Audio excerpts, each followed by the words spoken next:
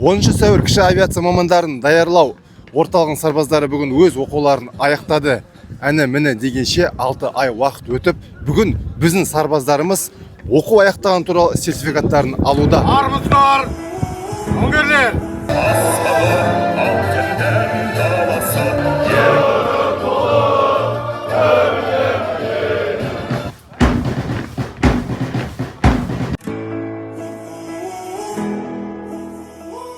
Шатырда жауынгер Кемалов получил знания по специальности оператор электромеханик оборудования АПА-5D.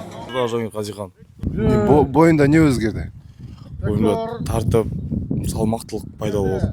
Өйткені сіздер әрқайсыларыңыз менің жүрегімде сақтаулы болсыздар. Қандай тамаша сәт.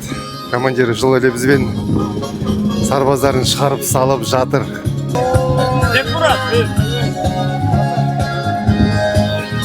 Ничего бояться не нужно. Все тут не так, как кажется. Это долг каждого мужчины. Сходить в армию, служить и вернуться домой. Сарбаздарға тек осы өзімдерін алған білімдерін бойынша қызмет жасап, өзінің деңгейлерін көрсетіп, жақсы жағынан тек